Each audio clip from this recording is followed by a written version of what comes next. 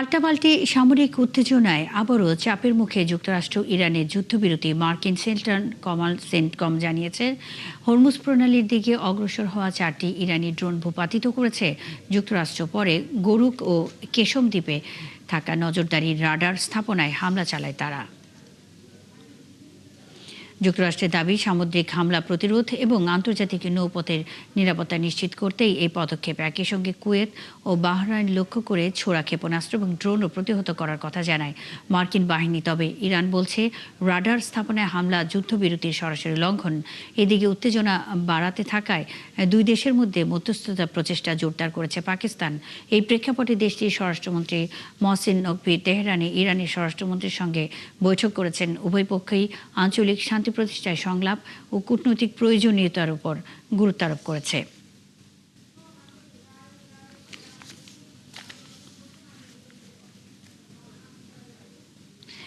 ইরানের নেতারা শক্তিশালী ও অহংকারী হওয়ায় যুদ্ধ বন্ধে চুক্তি হচ্ছে না বলে মন্তব্য করেছেন মার্কিন প্রেসিডেন্ট ডোনাল্ড ট্রাম্প।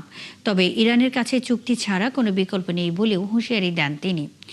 উইসকনসিনের চিপেওয়া ফলসে এনবিসি নিউজের একটি সাক্ষাৎকারে এই মন্তব্য করেন তিনি। ট্রাম্পের এই মন্তব্য এমন এক সময়ে এলো যখন যুক্তরাষ্ট্র ও ইরানের যুদ্ধ বন্ধে তৎপরতা চালিয়ে যাচ্ছে পাকিস্তান।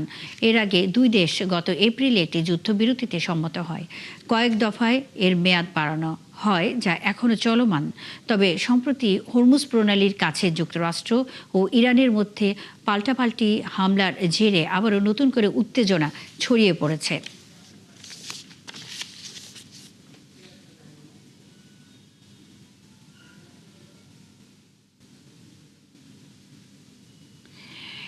ইরানে মূল্যস্ফীতি এখন ভয়াবহ রূপ নিয়েছে। রাজধানী তেহরানের বাজারগুলোতে প্রতিদিনই বাড়ছে নিত্যপণ্যের দাম। খাদ্যপণ্য থেকে শুরু করে জ্বালানি সবকিছুর মূল্য বৃদ্ধিতে চরম সংকটে পড়েছে সাধারণ মানুষ।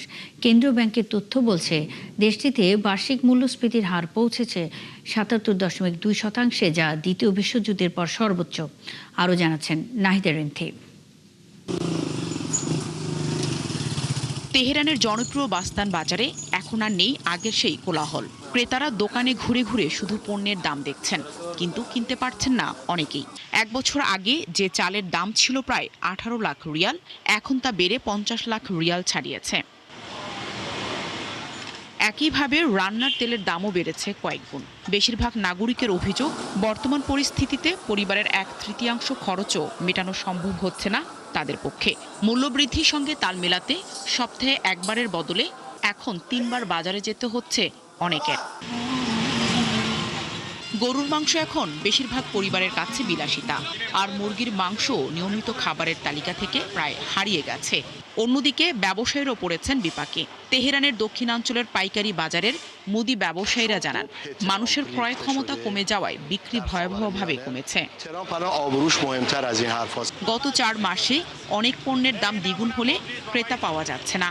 ইরানের কেন্দ্রীয় ব্যাংকের সবশেষ প্রতিবেদনে দেখা গেছে, এপ্রিলের শেষ থেকে মে মাসের মাঝামাঝি সময়ে দেশটির বার্ষিক মূল্যস্ফীতি বেড়ে দাঁড়িয়েছে 77.2%, আর পণ্যমূল্যের পয়েন্ট টু পয়েন্ট মূল্যস্ফীতি পৌঁছেছে 113%। দ্বিতীয় বিশ্বযুদ্ধের পর এটাই সর্বোচ্চ মূল্যস্ফীতি। বিশ্লেষকদের মতে, ভর্তুকিযুক্ত মুদ্রা ব্যবস্থা বাতিল, রাজনৈতিক অস্থিরতা, সাম্প্রতিক সংঘাত, জ্বালানি ও মজুরি বৃদ্ধি এবং সমুদ্রপথে বাণিজ্যিক প্রতিবন্ধকতা সব মিলে ইরানের অর্থনীতি এখন চরম বিপর্যয়ের মুখে পড়েছে। অর্থনীতিবিদদের সতর্ক বার্তা, দ্রুত কার্যকর পদক্ষেপ না নেওয়া হলে মূল্যস্ফীতির এই চাপ আরও গভীর সামাজিক ও অর্থনৈতিক সংকট তৈরি হতে পারে। ক্রমাগত মূল্যবৃদ্ধির ফলে ইরানের মধ্যবিত্ত ও নিম্ন আয়ের মানুষের জীবনযাত্রা দিন দিন কঠিন হয়ে উঠছে। আয় কমছে, সঞ্চয় ফুরিয়ে যাচ্ছে, আর নিত্য প্রয়োজনীয় পণ্য কেনাও হয়ে উঠছে বড় চ্যালেঞ্জ। অর্থনীতির এই সংকট থেকে উত্তরণের পথ খুঁজতে এখন সরকারের ওপরই তাকিয়ে দেশটির কোটি মানুষ। নাহিদা রিন্থি, ৭১। দক্ষিণ লেবাননে ইসরায়েলি হামলায় অন্তত 12 জন নিহত হয়েছেন। নিহতদের মধ্যে রয়েছেন লেবাননের সেনাবাহিনীর এক ব্রিগেডিয়ার জেনারেল, এক ক্যাপ্টেন এবং এক সেনা সদস্য। খারদালি নাবাতি সড়কে একটি সামরিক যান লক্ষ্য করে চালানো হামলায় প্রাণ হারান তারা। এই ঘটনাকে লেবাননের সার্বভৌমত্বের সুস্পষ্ট লঙ্ঘন বলে আখ্যা দিয়েছেন দেশটির প্রেসিডেন্ট জোসেফ আউন। প্রধানমন্ত্রী নওয়াব সালাম হামলাকে জঘন্য অপরাধ উল্লেখ করে নিহত সেনা কর্মকর্তাদের পরিবারের প্রতি সমবেদনা জানিয়েছেন। অন্যদিকে ইসরায়েলি সেনাবাহিনী দাবি করেছে হামলাটি একটি সক্রিয় যুদ্ধাঞ্চলে পরিচালিত হয়েছে এবং ঘটনাটি তদন্তনাধীন রয়েছে। এদিকে সাইদন ও নাবাতিয়া জেলার বিভিন্ন এলাকায় আলাদা বিমান ও ড্রোন হামলায় আরও কয়েকজন নিহত হয়েছেন। হামলার ঘটনায় ক্ষোভ প্রকাশ করেছে হিজবুল্লাহ, ইরান, সৌদি আরব, জর্ডান, কাতার এবং জাতিসংঘ শান্তিরক্ষা মিশন ইউনিফিল।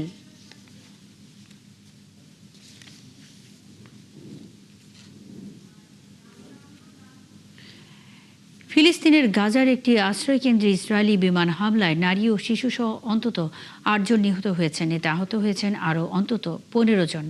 গাজা কর্তৃপক্ষ জানিয়েছে গত ২৪ ঘন্টায় উপত্যকা জুড়ে চালানো একাধিক হামলার মধ্যে আশ্রয়কেন্দ্রের এই হামলাটি অন্যতম। এছাড়া গাজার তুফা এলাকায় একটি শিশু হাসপাতালের কাছে ট্যাঙ্ক এবং ড্রোন থেকে গুলি চালানো হয়। এসব হামলার ঘটনা এমন সময় ঘটল যখন যুদ্ধবিরতির প্রক্রিয়া নিয়ে আলোচনা করতে মিশরের বৈঠকে বসেছেন সংশ্লিষ্টরা। ২০২৩ সালে ৭ই অক্টোবর হামাস ও ইসরায়েলের মধ্যে রক্তক্ষয়ী সংঘাত শুরু হওয়ার পর থেকে গত ২.৫ বছরে গাজা উপত্যকার নজিরবিহীন মানবিক বিপর্যয় নেমে এসেছে। এ পর্যন্ত ইসরায়েলি হামলায় গাজায় প্রায় ৭৩,০০০ ফিলিস্তিনি নিহত হয়েছেন, আহত হয়েছেন ২.৫ লাখ মানুষ। মধ্যপ্রাচ্যের সাম্প্রতিক সংঘাতে ইরানের হামলায় শিকার হওয়া উপসাগরীয় দেশ কুয়েতের কাছে প্রায় $2 বিলিয়ন অস্ত্র বিক্রির অনুমোদন দিয়েছে যুক্তরাষ্ট্র। স্থানীয় সময় শুক্রবার এক বিবৃতিতে এই তথ্য জানিয়েছে মার্কিন পররাষ্ট্র দপ্তর। প্রায় $1.98 বিলিয়ন এই চুক্তির আওতায় কুয়েত উন্নত ড্রোন প্রতিরোধ প্রযুক্তি কিনতে পারবে। এসব প্রযুক্তি সরবরাহ করবে মার্কিন প্রতিরক্ষা প্রতিষ্ঠান অ্যান্ডুরিল। ওয়াশিংটনের দাবি, এই চুক্তি মধ্যপ্রাচ্যে যুক্তরাষ্ট্রের নিরাপত্তা ও পররাষ্ট্র নীতির লক্ষ্য বাস্তবায়নে সহায়তা করবে, পাশাপাশি কুয়েতের প্রতিরক্ষা সক্ষমতা আরও শক্তিশালী হবে।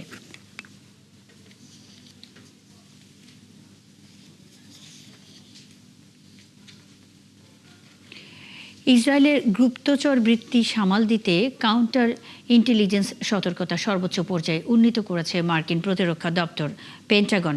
শুক্রবার এনবিসি নিউজ এক প্রতিবেদনে জানিয়েছে, মার্কিন কর্মকর্তাদের ওপর আক্রমণাত্মক কায়দায় ইসরায়েলি গুপ্তচর বৃত্তির আশঙ্কা থেকেই এই সিদ্ধান্ত নেওয়া হয়েছে। মার্কিন সংবাদ মাধ্যমের প্রতিবেদন অনুযায়ী সাম্প্রতিক সপ্তাহগুলোতে ইসরায়েলের হুমকির মাত্রা ক্রিটিক্যাল বা সর্বোচ্চ সতর্কতার পর্যায়ে উন্নীত করা হয়েছে। বিষয়টি সম্পর্কে অবগত 2 জন বর্তমান এবং 1 জন সাবেক মার্কিন কর্মকর্তার বরাত দিয়ে এ তথ্য জানানো হয়। কর্মকর্তাদের মতে মধ্যপ্রাচ্যের সংঘাত বন্ধে চলমান আলোচনার তথ্য হাতিয়ে নিতে যুক্তরাষ্ট্রের জ্যেষ্ঠ কর্মকর্তাদের উপর নজরদারি চালানোর চেষ্টা করছে ইসরায়েল। এমন উদ্বেগ থেকেই এই পদক্ষেপ নেওয়া হয়েছে। মার্কিন প্রতিরক্ষা গোয়েন্দা সংস্থার মূল্যায়নের সঙ্গে 7 পৃষ্ঠার একটি নথি রয়েছে, যেখানে ইসরায়েলি গুপ্তচর বৃত্তি সংক্রান্ত কয়েকটি নির্দিষ্ট ঘটনা উল্লেখ রয়েছে। মার্কিন প্রেসিডেন্ট ডোনাল্ড ট্রাম্পের জামাতা জ্যারেড কুশনারের বিনিয়োগ প্রতিষ্ঠানের একটি বিলাসবহুল রিসোর্ট প্রকল্প ঘিরে উত্তাল আলবেনিয়ার রাজধানী তিরানা। শনিবার হাজারো বিক্ষোভকারী শহরের প্রধান সড়কে মিছিল করে সরকারের বিরুদ্ধে স্লোগান দেন এবং প্রকল্প বাতিলের দাবি জানান। আলবেনিয়ার উপকূলীয় একটি দ্বীপ এবং সংরক্ষিত ভিয়েসা নার্তা জলাভূমির কাছে €1.4 বিলিয়ন এই প্রকল্প বাস্তবায়নের পরিকল্পনা রয়েছে। বিক্ষোভকারীদের অভিযোগ, প্রকল্পটি দেশের পরিবেশ, জীববৈচিত্র্য এবং জাতীয় সম্পদের জন্য হুমকি। মিছিলে অংশ নেওয়া অনেকেই বন্যার ব্যানার ও জাতীয় পতাকা হাতে সরকারের পদত্যাগ দাবি করেন। পরিবেশবাদীদের আশঙ্কা, প্রকল্প বাস্তবায়ন হলে ফ্লেমিঙ্গো সহ বিভিন্ন বন্যপ্রাণীর আবাসস্থল ক্ষতিগ্রস্ত হবে। বলিভিয়ার পূর্বাঞ্চলীয় সান্তা ক্রুজের সান জুলিয়ান মহাসড়কে 3 সপ্তাহের বেশি সময় ধরে চলা অবরোধ সরাতে যৌথ অভিযান চালিয়েছে পুলিশ ও সেনাবাহিনী। অভিযান চলাকালে অবরোধকারীদের সঙ্গে নিরাপত্তা বাহিনীর সংঘর্ষ হয়। কর্তৃপক্ষ জানিয়েছে, গুলিবর্ষণে অন্তত 2 পুলিশ সদস্য আহত হয়েছেন। প্রতিরক্ষা মন্ত্রণালয়ের প্রকাশিত ভিডিওতে অবরোধ স্থলের পাশ থেকে কয়েকজনকে রাইফেল ছুটতে দেখা গেছে। পরিস্থিতি নিয়ন্ত্রণে টিয়ার গ্যাস ব্যবহার করে মহাসড়ক পরিষ্কার করা হয় এবং আটকে থাকা যানবাহন চলাচল শুরু করে। এদিকে অবরোধকারীদের অভিযোগ, তারা শান্তিপূর্ণ অবস্থানে থাকলেও ভোরে নিরাপত্তা বাহিনী অভিযান চালিয়ে তাদের ভয়ভীতি দেখিয়েছে। জীবনযাত্রার ব্যয় বৃদ্ধি ও সরকারি নীতির প্রতিবাদে দেশ জুড়ে চলমান বিক্ষোভের অংশ হিসেবেই এই অবরোধ কর্মসূচি চলছে। 4 বছর পেরিয়ে গেছে রাশিয়া ইউক্রেন যুদ্ধের। বিশ্বের সবচেয়ে বড় সামরিক সংকটগুলোর মধ্যে অন্যতম এই সংঘাত থামাতে নেওয়া হয়েছে অসংখ্য কূটনৈতিক উদ্যোগ। সম্প্রতি রাশিয়ার প্রেসিডেন্ট ভ্লাদিমির পুতিনের সঙ্গে সরাসরি বৈঠকের প্রস্তাবও দিয়েছেন ইউক্রেনের প্রেসিডেন্ট ভলোদিমির জেলেনস্কি। তবে কতটা সফল হতে পারে সরাসরি আলোচনার চেষ্টা? সংঘাত নিরসনের বাধাগুলোই বা কোথায়, জানাচ্ছেন আরাফাত ইসলাম। 2022 সালের ফেব্রুয়ারিতে শুরু হওয়া ইউক্রেনের বিরুদ্ধে রাশিয়ার সামরিক অভিযান রূপ নিয়েছে শতাব্দীর অন্যতম দীর্ঘস্থায়ী যুদ্ধে। কোনো পক্ষের নেই বিজয়ের সম্ভাবনা, তবে ধ্বংস আর মৃত্যুর মিছিলে যোগ হচ্ছে নতুন নাম। 4 বছরের বেশি সময় ধরে চলা এই যুদ্ধ এখন শুধু রাশিয়া ও ইউক্রেনের মধ্যকার সংঘাত নয়, ইউরোপের নিরাপত্তা, নেটোর ভবিষ্যৎ, রাশিয়ার কৌশলগত অবস্থান এবং পশ্চিমা বিশ্বের ভূ রাজনৈতিক স্বার্থের সঙ্গেও গভীরভাবে জড়িয়ে গেছে।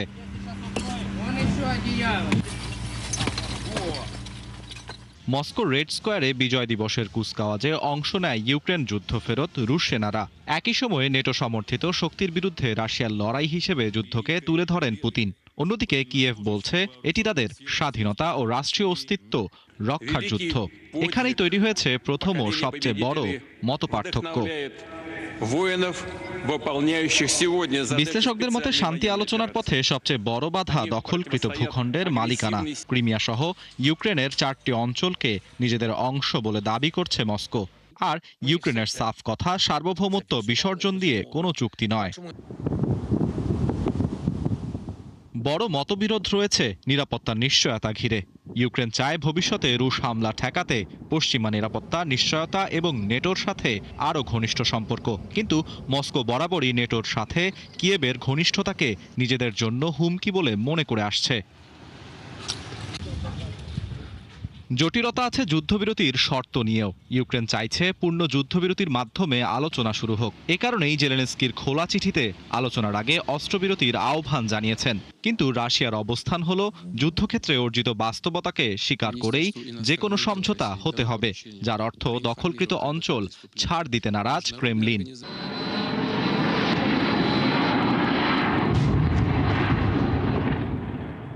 তবে যুদ্ধবন্ধের সম্ভাবনাও পুরোপুরি উড়িয়ে দেওয়া যাচ্ছে না।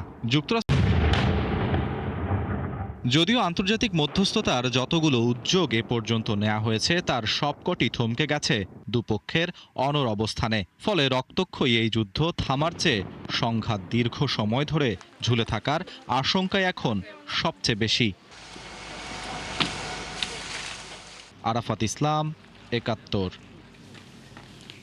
এই ছিল এখনকার আয়োজনে। বিশ্বের আরও নতুন কিছু খবর ও বিশ্লেষণ নিয়ে দুপুর 1টায় আবারও হাজির হবে বিশ্বযোগ।